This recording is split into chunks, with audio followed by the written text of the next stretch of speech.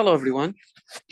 So today's lecture, we will continue in the trans-state space system. So basically here, we already started last lecture, which is how to convert state space representation to transfer function. So in order to convert the state space to transfer function, basically we will use the famous formula, which is C S times I minus A, all of it inverse, times B plus D, which is basically using linear algebra methods. So I is the identity matrix depending on the dimensions of the matrix A. We already started an example last lectures. Today we will do another example. So we will do example number 5. Example number 5, assuming we have this, I think there is a typo mistake. So this column of zeros does not exist. Then the only thing that we have this matrix.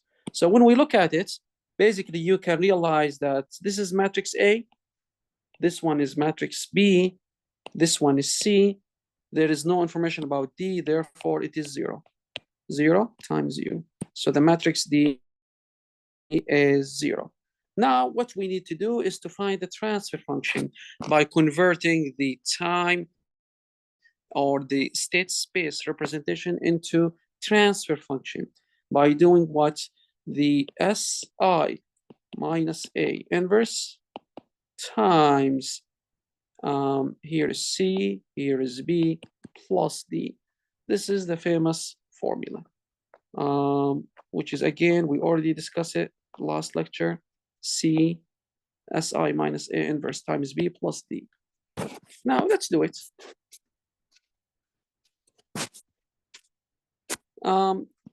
Substitute C with its value, which is 1, 0. Then we have SI. So since I is 2 by 2, therefore SI will be like S0, 0S minus the matrix A, which is negative 1, 0, 0, negative 2. All of it inverse times B, B, which is 10. Here is 0 plus D, which is 0. Then let's do SI minus A first, then let's do the inverse after that. 0, 1, then S minus negative 1, S minus negative 1, which will make it S plus 1. After that, 0 minus 0, which will make it 0.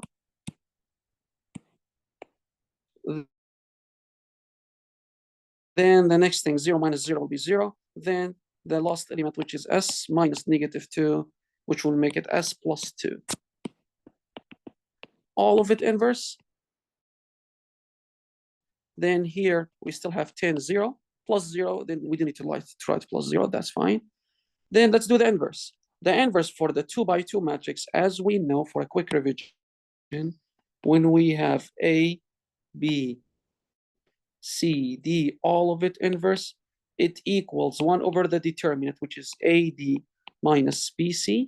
Then swap the diagonal elements A and D, put negative B, negative C. That's how it will be. Then let's apply the formula here. We still have C as is, which is 1, 0. Then here we will do the determinants. 1 over S plus 1 times S plus 2 minus 0 times 0, which is 0. Then the diagonal elements, S plus 1, S plus 2 will be swapped. So here S plus 2, here is S plus 1, then minus 0, which will make them zeros because 0 is a neutral number, there is no sign on it. Then the last thing, 10 and 0. Then after that, let's put this constant out of the brackets. So this yields to be 1 over S plus 1 times S plus 2. The last thing here, which we can do the multiplication, row by column and row by column. So the first row by column will make it 1 times S plus 2, 1 times 0, 0, plus 0 times S plus 2, which will make it 0. Therefore, it will be definitely 0. Then times 10 and 0. The next thing, do row by column. Do the multiplication row by column. Again, you know this from linear algebra. So row by column will be 10 times s plus 2, which will make it 10 times s plus 2 divided s plus 1, s plus 2. You can stop it like this. Here, this is the transfer function. This will be fine. Or you can do 10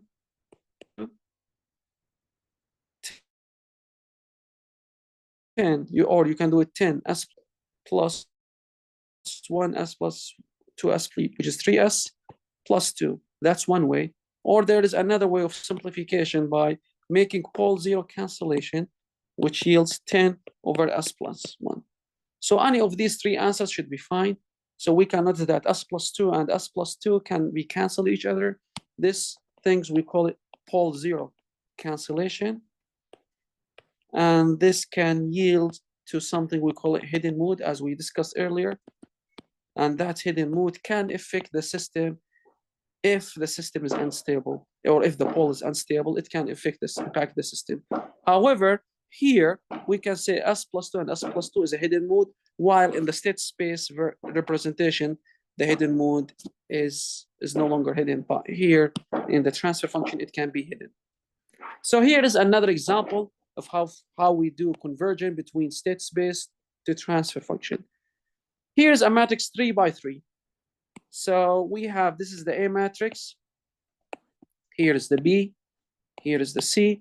So we need to find the transfer function, which is C Si minus A, all of it inverse times B plus D. We don't have D here, D equals 0. Therefore, it will be like 1, 0, 0. S minus 0, which will make it S.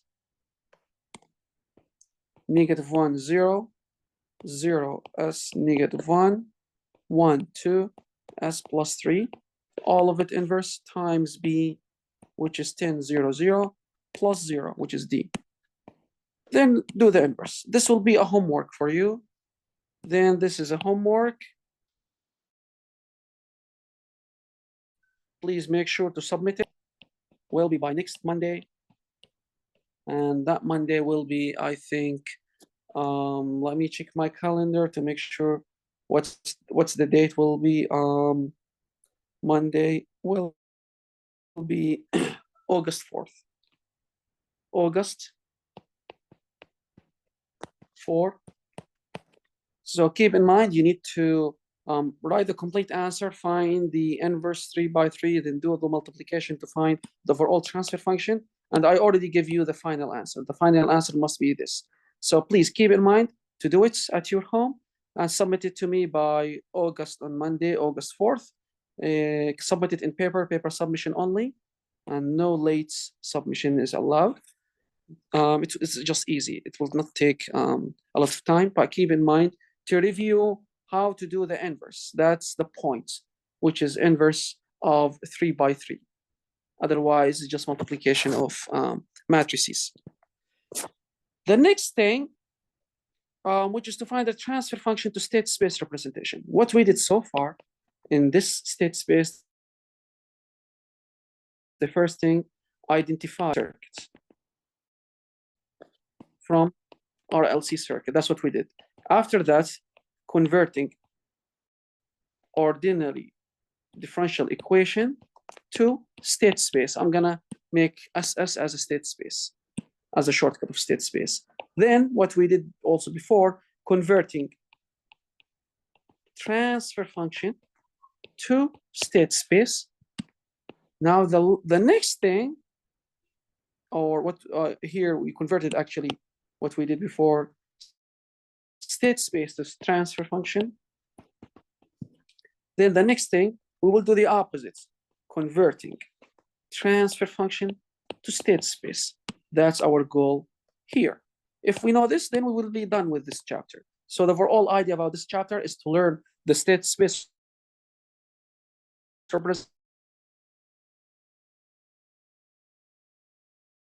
representation, and also to know how to equation state space or converting state. So how can I do that?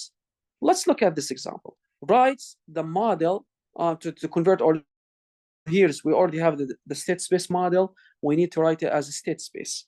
So keep in mind f of s is the inputs, C of S is the output. So the way that I prefer is to write it as the transfer function, C of S over F of S equals 5 divided by SC cubic plus 6S squared plus 9S plus 3.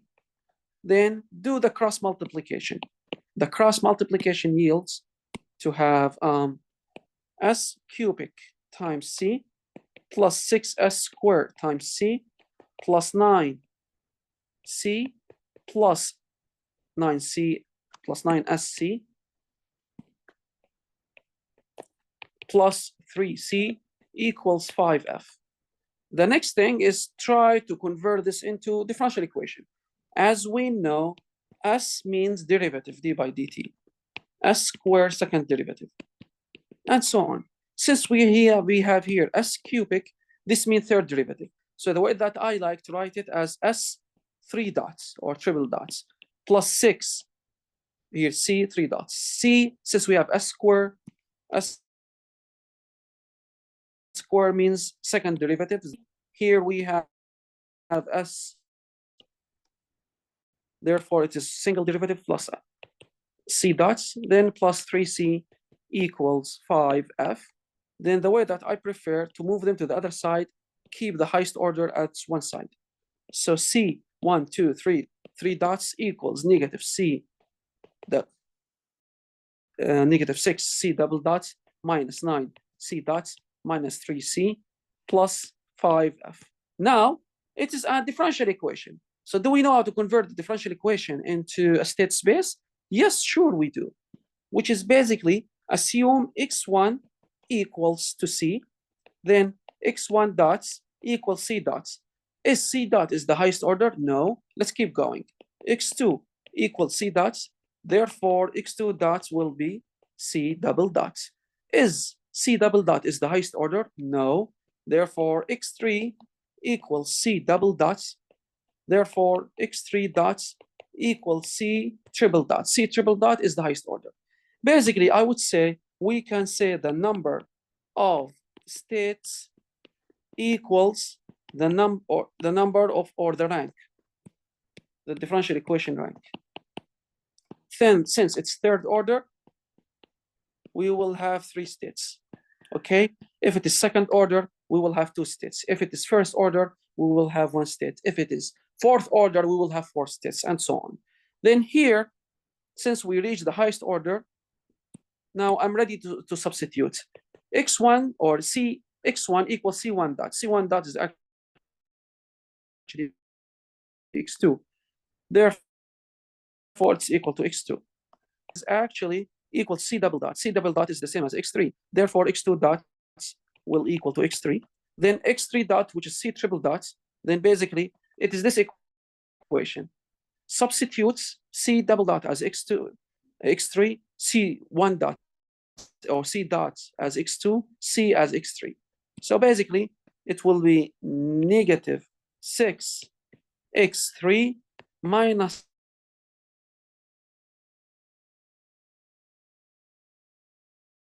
9x2 minus 3. I have all of these stuff, which is all of these state equation. How about the outputs? As we discussed earlier, so the output will equal to the C. Basically, we can say Y equals to C. And it is basically x1. Then I'm ready to write the state equation. I have all of the states and I have the outputs as well. So I would say that we can write it as shown here. x1 dots, x2 dots, x3 dots equals, let's write the coefficient, x1 dots equal to x2, so it will be 0, 1, 0. Here is x1, x2, x3. You can check your answer by multiplying row by column. Here is F. So it will be x2. x2 dots equals to x3. x2 dots equals to x3. This yields what? 0, 0, 1, then at the F side or at the input 0. That's what we did here because it's x3. Then next, x3, we have the long equation here.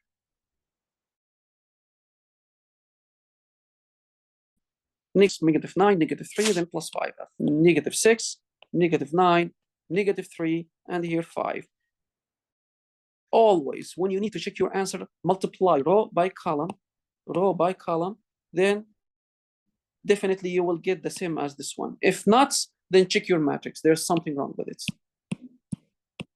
After that, let's find the output equation. To find the output equation, let me write it here.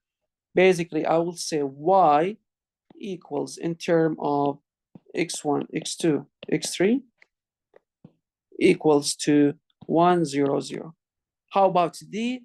It's 0. There is no d matrix, so you can keep it like this, or you can say times 0 of f. As a result, we can say this is A matrix, this is B matrix, this is C matrix, and this is D matrix. Then we are done. That's it. That's how we find the problem, or solve the problem, which is super easy. Here is the equation, in details. Then we realize it's the same thing that we did here, the same answer.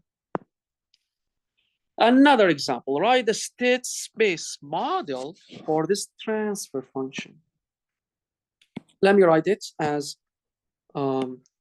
C of S over F of S equals 100 divided by S squared plus 10S plus 25. Then let's do the cross multiplication.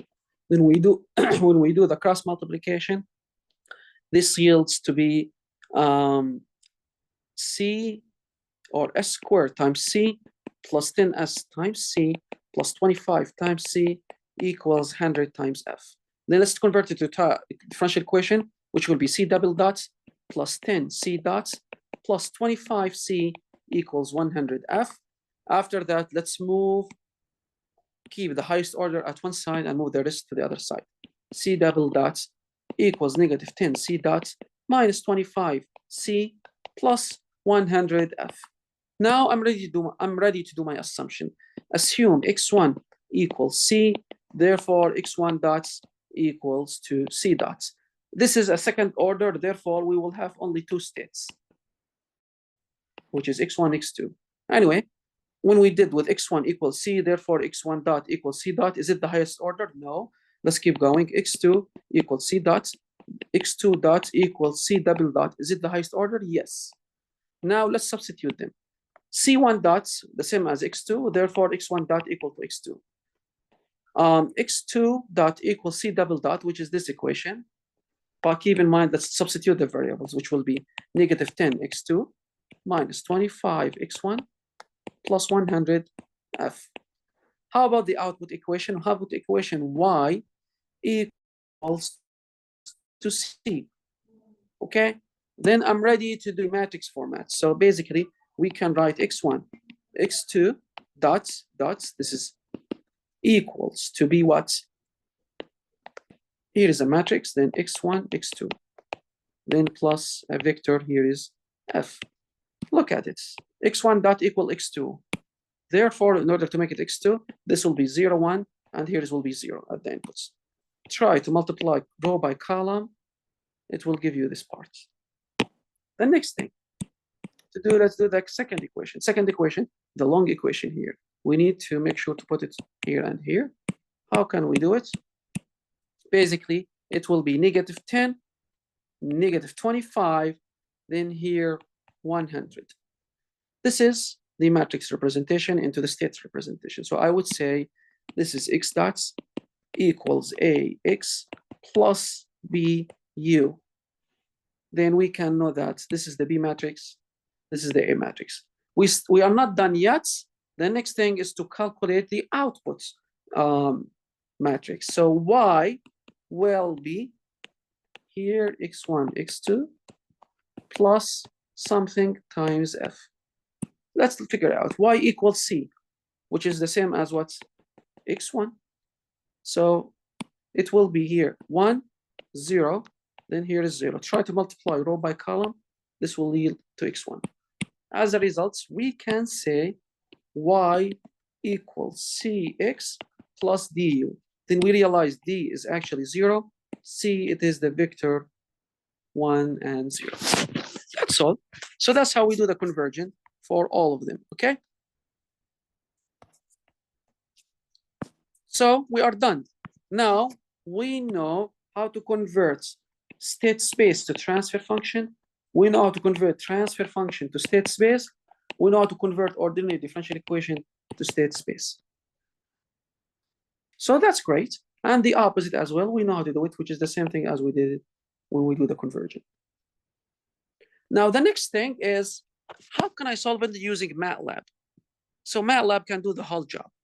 Actually, MATLAB makes the life easier by doing a transfer function, or a command is called transfer function to state space. Convert transfer function to state space. When I have the B and A, which is the B is the numerator, A is the denominator, then we can find the coefficient A, B, C, D.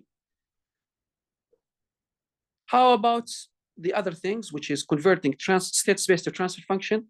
There is another command which is called state space to transfer function. Basically, we will have A, B, C, D. Then here we will have denominator or numerator, then denominator.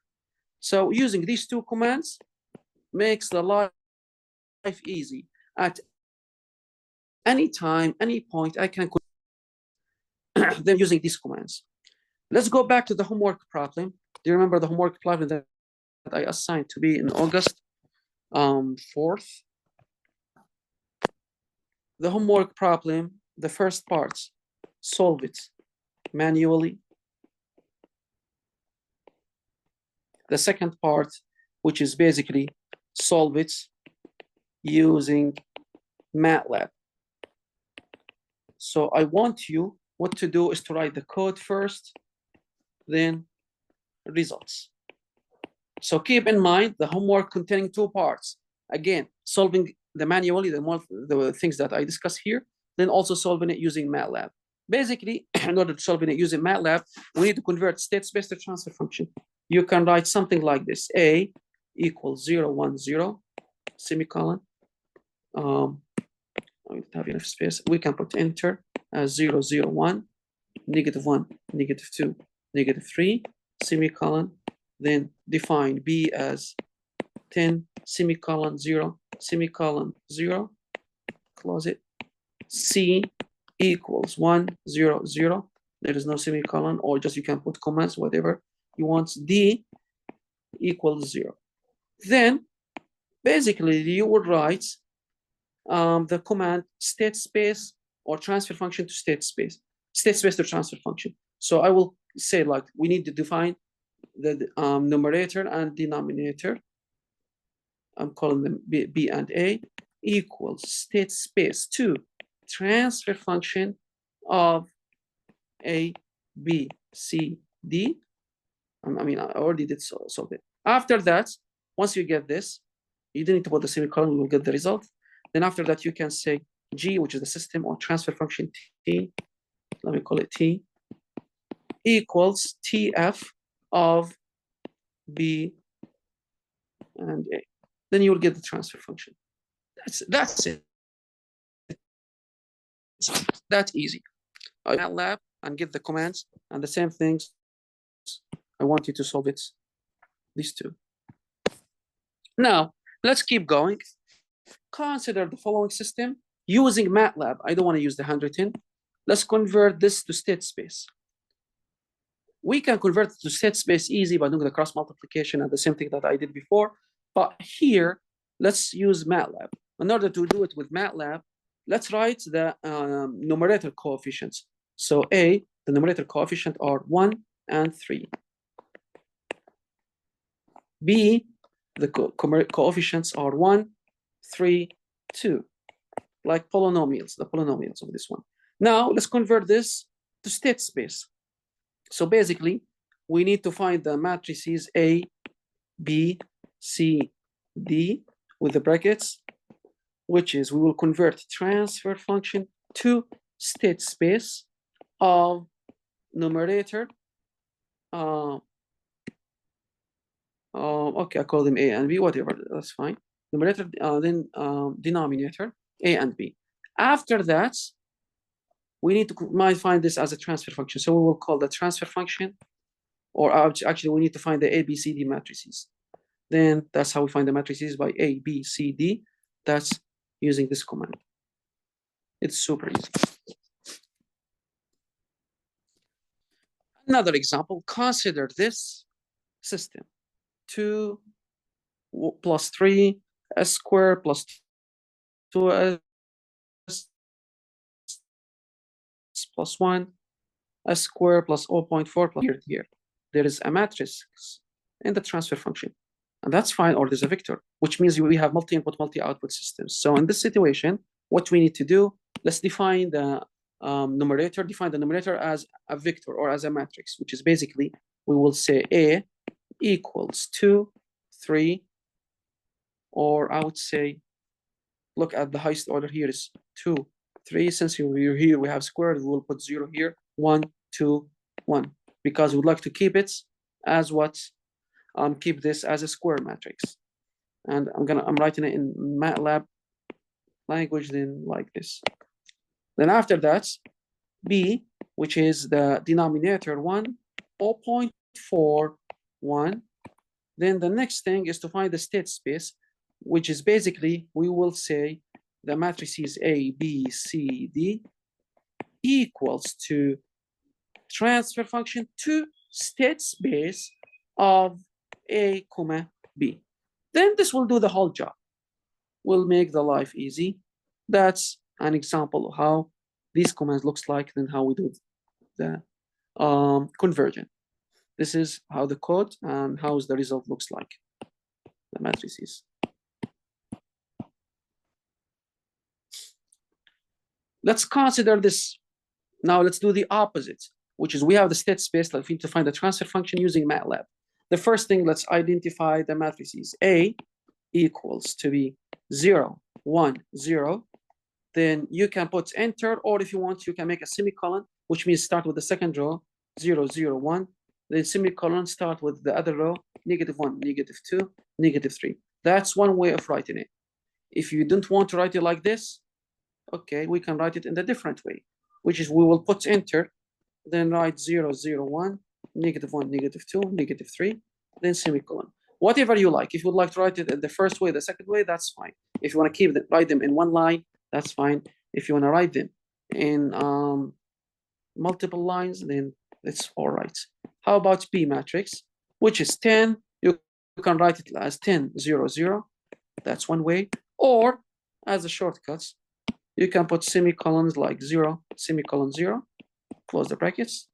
How about C, which is will be 1, 0, 0. That's it. If you want, you can put commas between them, or you can erase them. The way that I prefer, there's no need. Just put spaces and that's fine. Then how about the D matrix? Keep in mind, it's mandatory to put the D matrix. So D, it is 0. There is no D matrix, which means 0. Then the next thing, we need to convert this to transfer function. Therefore, we will put numerator and denominators equals to state space to transfer function of A, B, C, and D.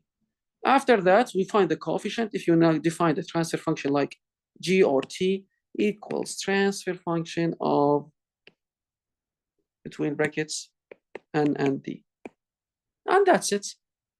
Now we are done with the state space. That's all what you need to know. Actually, again, state space is more advanced topic, but here, the way that I explained, which is basically know how to find the state space for any systems, and know how to do the conversion between transfer function to state space. While later on in future courses in control systems, you will learn more in time domain analysis and state space analysis more than the Laplace transform or the S domain. However, in this course, we will focus more on the transfer function representation, block diagram representation. We will focus on this more than the state space. The state space is just like, I would like just to let you know how to do the conversion, while I think after this chapter, we will no longer use it for the rest of this course. But again, this is just encouragement for you to learn the state space, because it will help you later on. And if you have, for example, especially when you have nonlinear systems, if you are working in the, for example, in your graduation projects and you're working with nonlinear systems, therefore, definitely you will need to use the state space instead of the, which is called the transfer function representation. Now, let's go to the next thing, which is the time domain analysis and first order. So time domain analysis, we need to use this for the future. Now let's basically, we are done with the ABCs of the control systems. Now we are ready to learn the control systems. I would say all of what we have learned before, just introductions, or again, ABCs of controls.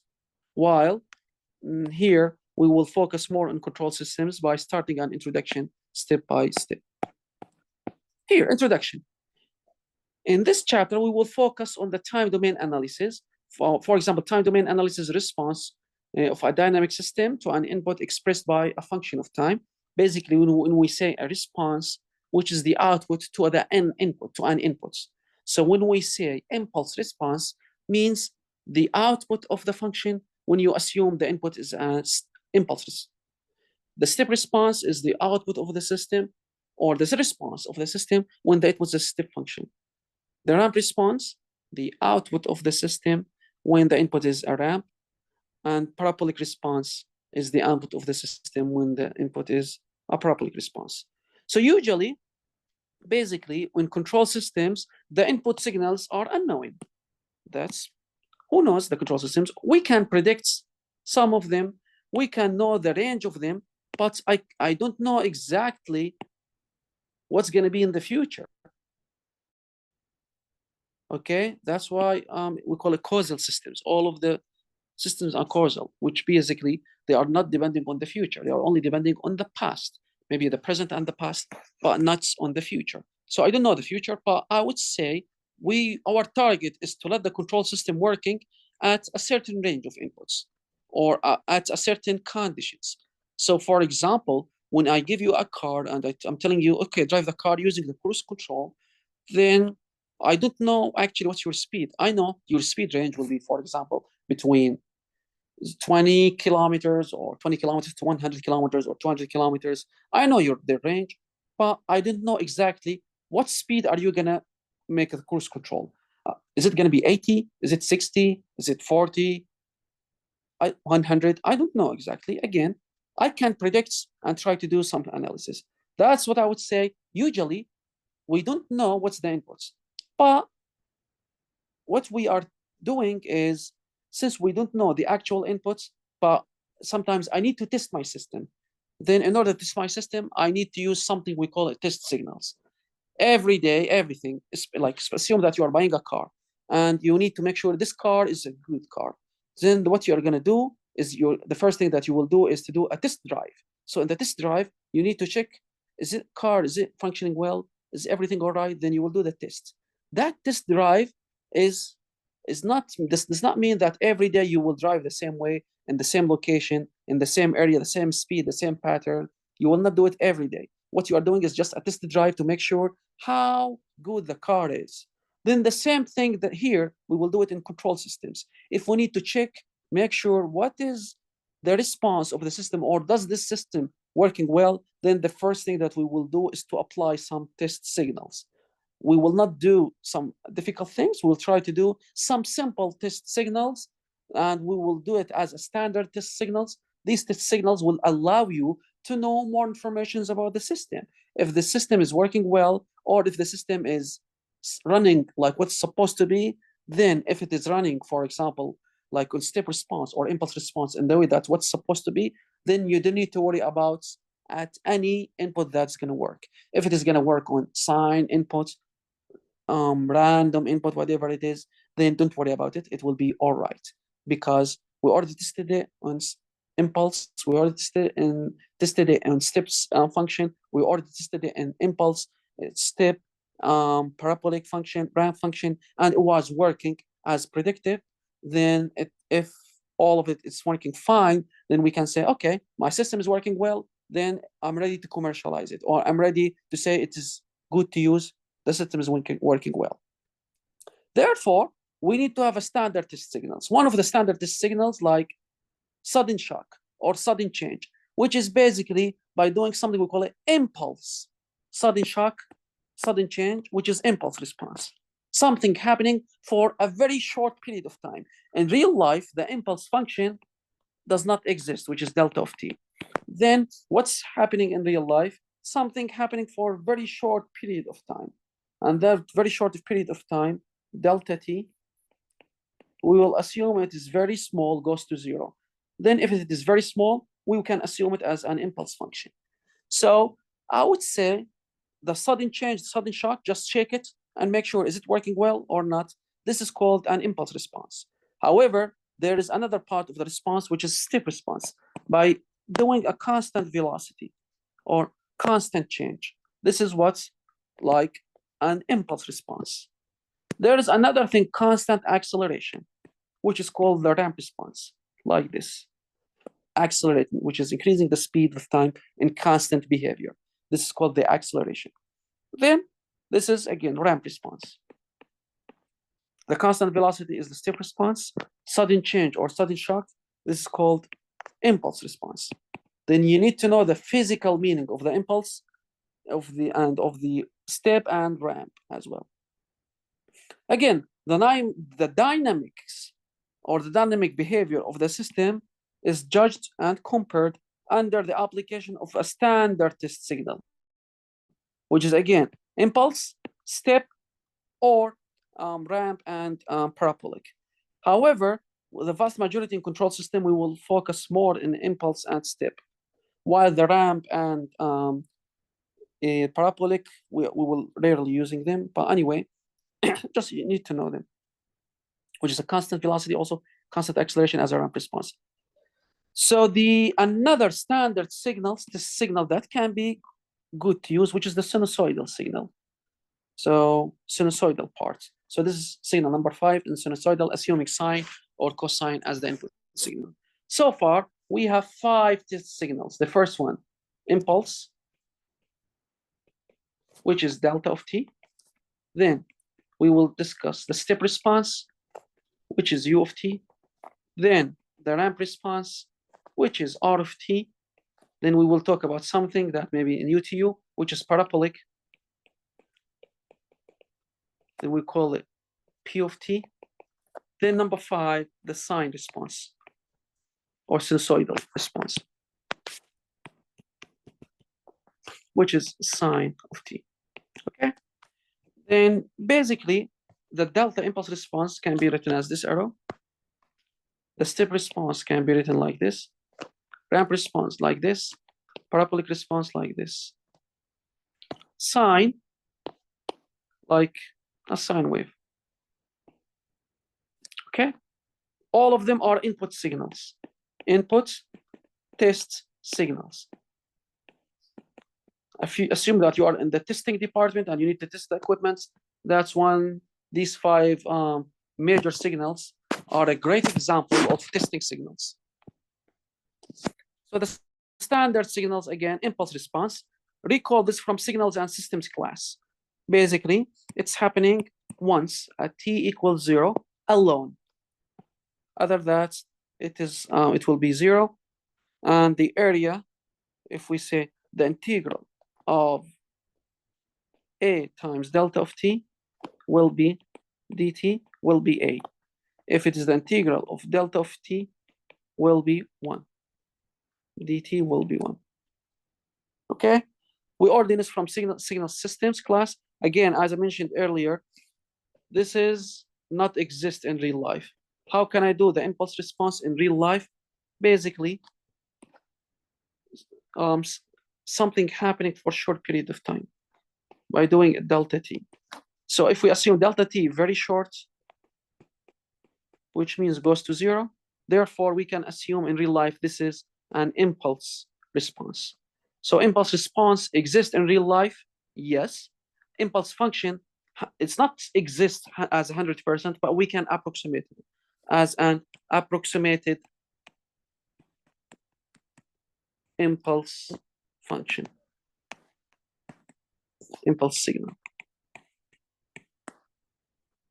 Okay. Again, as I mentioned, here's how it looks like. This is an impulse signal, but if you zoom it, it's not actually 100% impulse. Delta t goes to 0. Look at the overall period of time. We can say delta t can be neglected. Can be neglected. Okay? This is the behavior of the system when we have delta t for a small system. Basically, you realize that it will be high, then go back to its original states if it is a stable system. If it's unstable, the situation can be different, but for stable systems, that's how it looks like. Another standard is signal u of t. Everybody know u of t. U of t here actually a equal 1. So u of t will be 1 for t larger than 0 or 0 for t less than 0. So a equal 1 again, everybody knows this. And in Laplace transform, u of s equals 1 over s. And the other one I forget to mention, delta of t, the Laplace transform here, Laplace transform for delta of t is actually 1.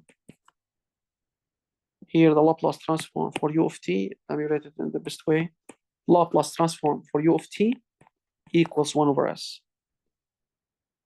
Another standard test signal, which is r of t. R of t, here again, a equal 1.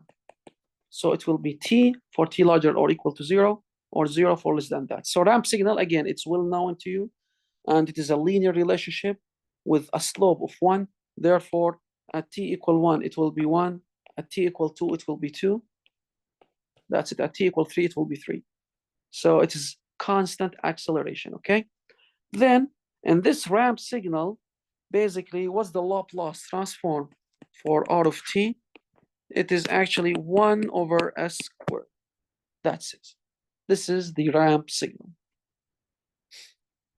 Parabolic signal, that this is something new to you. Maybe I don't think you've taken it in signals and system class, but anyway, so this is a parabolic, which is basically as a quadratic equation, like here, increasing quadratic equation. Then you can look at it, it is a t squared divided by 2. A is actually 1, therefore it is t squared divided by 2, which is concave up. And the intersection points with 0, with the origin, then it's concave up, therefore at t equal 1, it is 0.5, t equal 2, it's not 1, it's 2, equal 3, it's 4.5, and so on, which is increasing t squared divided by 2. Now the Laplace transform for the parabolic, it is actually t squared 2t, which is basically will be 1 over s cubic for the parabolic function. Okay? Now we know the Laplace transform for delta of t, u of t, r of t, and p of t. So you need to know all of this. What's the relationship between the impulses and their responses? So again, as we know from signals and systems, the integral of u of delta of t is u. Integral u of t is r. Integral of r is p. How about the derivative? If you do the derivative, it will be the opposites. Okay? Go down, integral, do the derivative, the opposite. You must know this table. Here, integral dt, move down, integral dt, move down, integral dt. Move up, do the derivative, d by dt. Move up, d by dt. Move up, d by t, dt. So you must know, or it's mandatory to memorize this table. And keep in mind, again, all of the values of a equal 1. So don't worry about the value of a, 3 square over 2. Okay?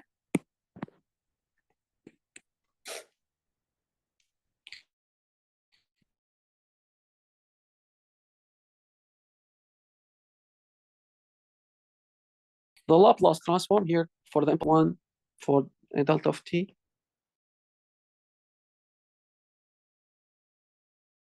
U of t will be 1 over s, 1 over s squared. Parabolic will be 2 over s cubic. So yeah, I missed something in the here when I say the Laplace transform, it will be 2 over s squared. Just do this correction. 2 over s cubic, I'm sorry. Then here we realize it's 2 over s cubic. This one, the Laplace transform. Then the other thing that you need to memorize, I can put it in the table here, the most important table. Then we can say delta of t at which here 1 over s, 1 over s squared, 2 over s cubic. Just keep this, add this to the table, then that's all. This table summarize everything. We have 4 test signals. Again, this is the step response, ramp response, parabolic response. They are all of them how they looks like. Keep in mind again the parabolic a over s cubic, but there will be, I think in this representation, we didn't divide by 2. Then here, if you divide by 2, it will be a times 2.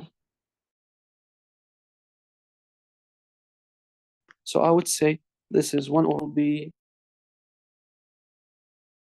2 over s cubic. Addition.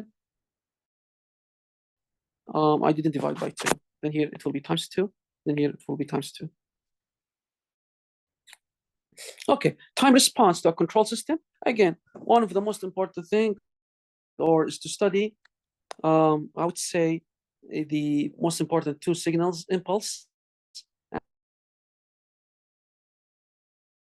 and step response. Why? But I would say the vast majority or the most important things is to use step response and impulse response. Even in this MATLAB, there is a command, it's called step function.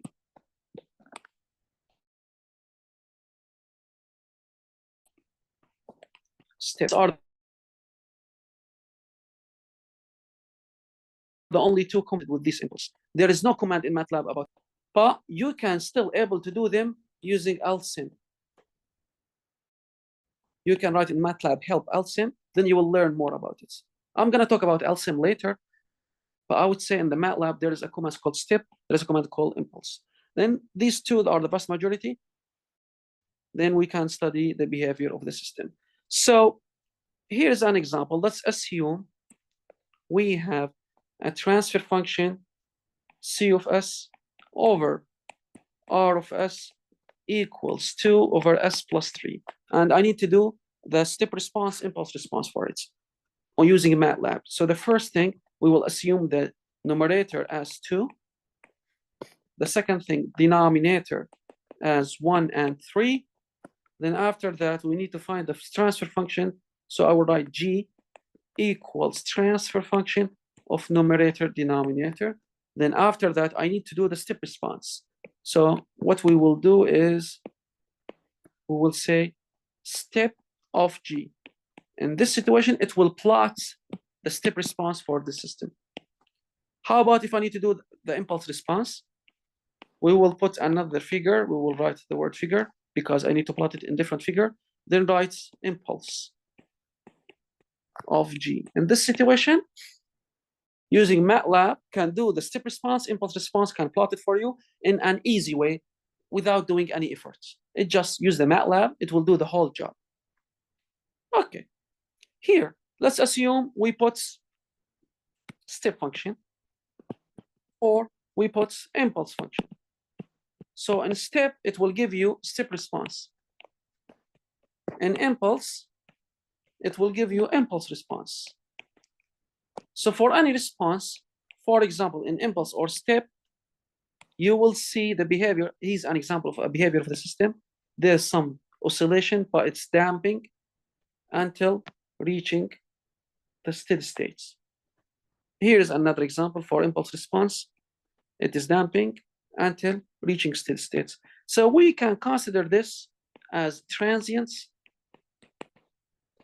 and this period as steady states. This one period is called transient. This period is called steady states. So as a result, we can realize that we have 2 states, transient states and steady states. The transient states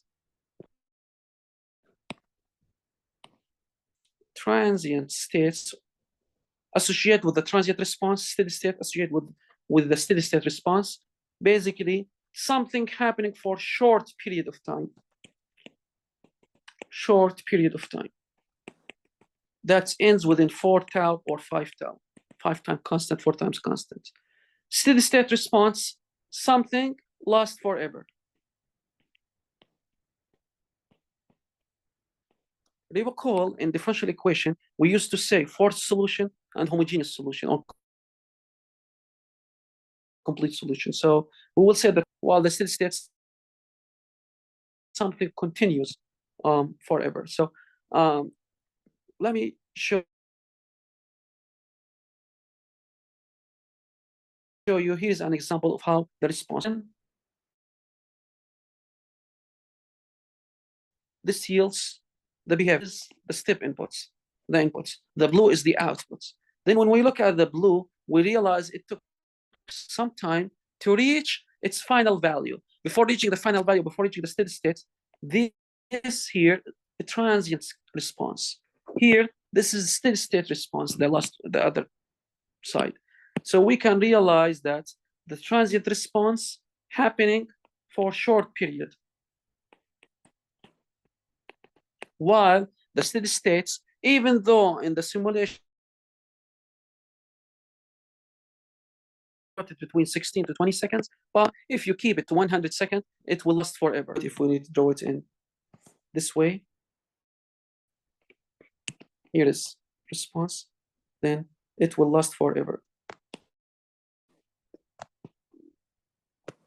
Continuous until t equal infinity.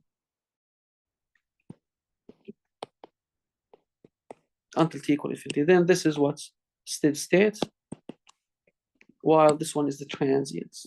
Okay.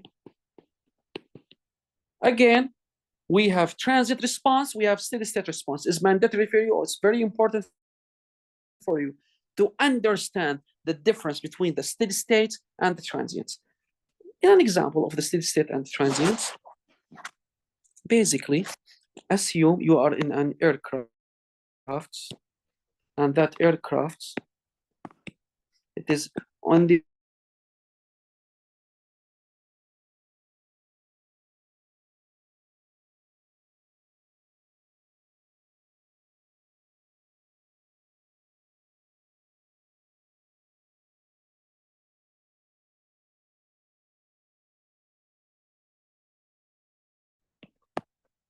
captain telling you, please put your seatbelt on. You are not allowed to walk inside the flight, the airplane. Please take precautions. This is very important period because it's very dangerous because you are in the transition from the ground toward the sky. And the same thing when you are ready for landing. When you go for landing, the captain will tell you, please put the seatbelts on.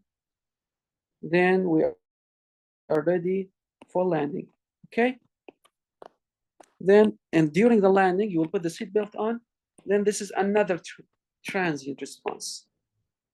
Transients. So the airplane will back to the ground or to the land. Then here we can realize that when the aircraft during takeoff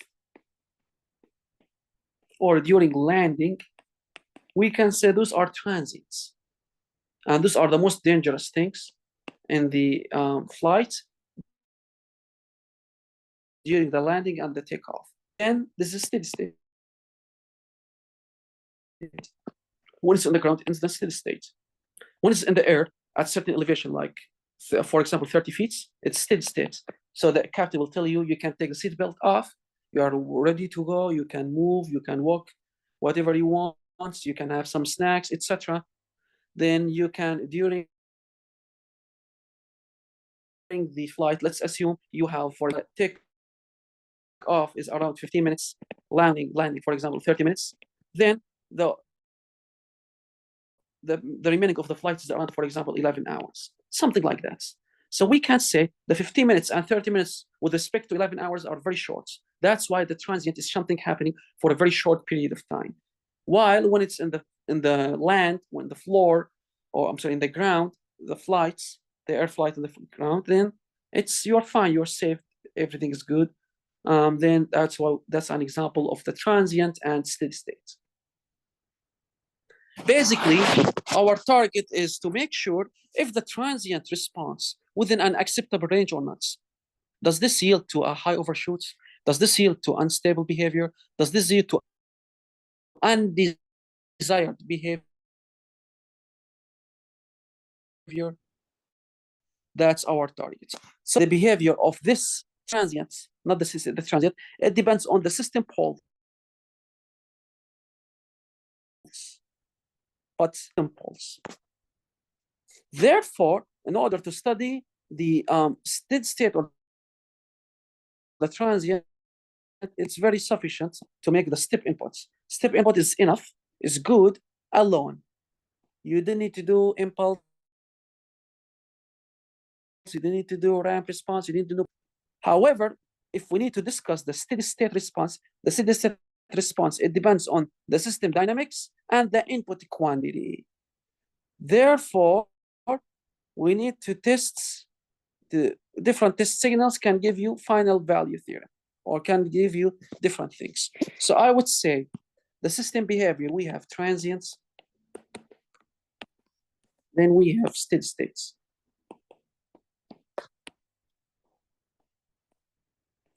The transient depending on the poles alone, no need regarding to the inputs. So I would say step input is fine.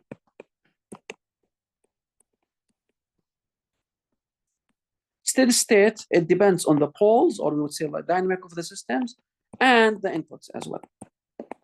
It depends on two things. Okay? So whatever, if you put step response, impulse response, the transient behavior will be the same. While the steady state value or the final steady state value, depending on the inputs, if it is impulse, different than step, different than ramp, different than parabolic. What's inputs? Depending on the inputs. Therefore, in order to find the input for all of those or the steady state value, we can use the final value theorem. Final value theorem, basically, it is the limits when f of t at t goes to infinity, when f of t goes to 0, f of t when t goes to infinity, or it is limits when s goes to 0 of s f of s. That's how we can do it. We have two options, limit s f of s, or when we have t goes to infinity. Then if we use this, we can find from a final value theorem, we can find the steady state response. So let's stop here. Next lecture, this is the end of today's lecture. Thank you so much. I hope you enjoy. Let me end the recording.